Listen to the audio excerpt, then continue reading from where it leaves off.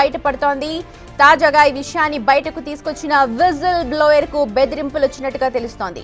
Case వాపస్ తీసుకోవాలంటూ whistle blower కు SIT బృందంలోని ఓ అధికారి నుంచే వార్నింగ్ వచ్చినట్టుగా తెలుస్తోంది. లేకపోతే తన ప్రాణానికే ప్రమాదం అంటూ హెచ్చరించినట్టుగా కూడా సమాచారం. ఒకవేళ నువ్వు చెప్పింది కనుక నిజమైతే కఠిన శిక్ష పడే అవకాశాలు ఉంటాయని బెదిరింపులొచ్చాయి. నీ భద్రతకు ముప్పొచ్చే అవకాశం ఉంటుందని వెంటనే ఫిర్యాదును వెనక్కు తీసుకోవాలి అంటూ ఓ అధికారి వార్నింగ్ ఇచ్చినట్టుగా విజిల్ బ్లోయర్ చెప్తున్నాడు.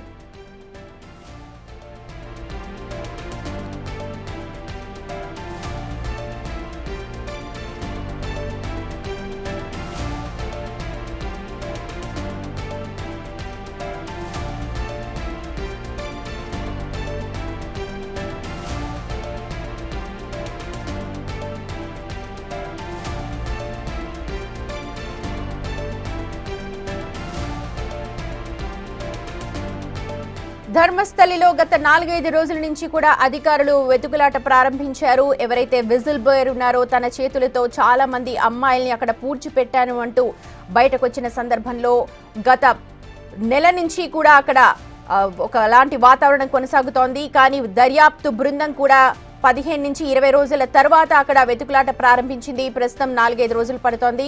అయితే 9వ ప్రాంతంలో తవ్వకాలు కొనసాగుతున్నాయి. ఎవరైతే విజిల్ బ్లోయర్ ఉన్నారో ఒక్కొక్క ప్రాంతాన్ని చెప్తూ ఉన్నాడు. ఆ ఒక్కొక్క ప్రాంతాన్ని కూడా అధికారులు తవ్వి చూస్తున్నారు. ఇప్పటికే కొన్ని మానవ అవశేషాలు బయటపడ్డాయి. ప్రస్తుతం మాత్రం ఒక ట్విస్ట్ కనిపిస్తోంది. ధర్మస్థలి మిస్టరీలో ఇవాళ ఎవరైతే విజిల్ బ్లోయర్ ఉన్నారో తనకు కూడా ప్రాణహాని ఉంది అంటూ సిట్ లోని ఒక అధికారే ఫోన్ చేసి బెదిరించినట్టుగా సమాచారం అందుతోంది. మా ఎగ్జిక్యూటివ్ ఎడిటర్ అశోక్ ఉన్నారు. అక్కడ గ్రౌండ్ రిపోర్ట్ మనకు తెలియజేయడానికి ధర్మస్థలి వెళ్లారు. అక్కడ ఎలాంటి సిచ్యువేషన్స్ ఉన్నాయి, ప్రస్తుతం ఎలాంటి దర్యాప్తు కొనసాగుతోందో మనకు గ్రౌండ్ రిపోర్ట్ అందిస్తారు. Over to you Ashok. స్పాట్లో ఉన్నాను. ఇక్కడైతే తవ్వకాలు జరుగుతూ ఉన్నాయి. ఇక్కడ ఏదైతే స్పాట్లో ఎక్కడెక్కడైతే లొకేషన్స్ చూపించాడో విజిల్ బ్లోయర్ శానిటరీ ఎంప్లాయ్ అతను చూపించిన ప్లేస్లోనే ప్రొక్లైనర్తోనూ మనుషులతోనూ ఉదయం నుంచి కూడా తవ్వకాలు చేస్తున్నారు. 9వ లొకేషన్, 10వ లొకేషన్, 11వ లొకేషన్ 3 కూడా ఒకే చోట ఏదైతే ధర్మస్థలి క్షేత్రానికి వెళ్ళే దారిలోనే ఈ లొకేషన్స్ అన్నీ కూడా అక్కడ ఉదయం నుంచి కూడా తవ్వకాలు చేస్తూ ఉన్నారు.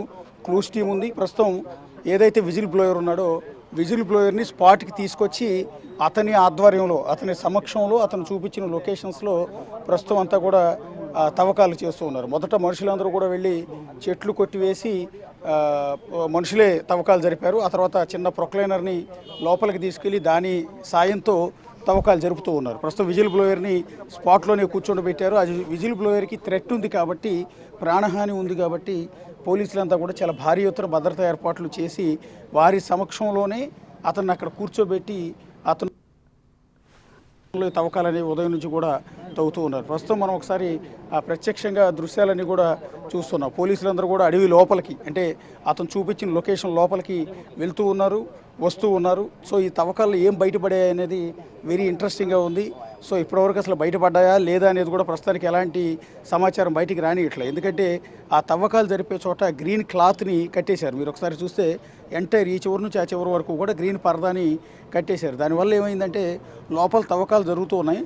జరిగినప్పుడు ఏమేమి బయటపడ్డాయి, ఒకవేళ పుర్రెలు, డెడ్ బాడీస్, ఎముకలు లాంటివి బయటపడ్డాయా లేదా అనేది కూడా బయటికి అనేది ఎక్కడ విజిబుల్ అనేది ఎక్కడ లేకుండా చాలా అత్యంత పకడ్బందీ చర్యల మధ్య ఈ తవ్వకాలు అనేవి ఉదయం నుంచి కూడా కొనసాగుతున్నాయి. వాస్తవానికి 4 రోజుల నుంచి కొనసాగుతున్నాయి. అవన్నీ కూడా అడవిలో జరిగాయి. రోడ్డు పక్కనే ఉన్న ఈ అటవీ ప్రాంతంలో ప్రస్తుతం ఈ తవ్వకాలు జరుపుతున్నాయి. విజిల్ బ్లోయర్ ఎవరైతే ఫిర్యాదు చేశాడో, ఎవరైతే ఈ సంచలనాన్ని తెర మీదకి తీసుకొచ్చాడో అతన్ని లోపలికి తీసుకెళ్లి అతని సమక్షంలోనే చేస్తున్నారు. మరికొద్దిసేపు మిగిలిన ప్రాంతాల్లో కూడా వేరే చోటకి తీసుకెళ్తారా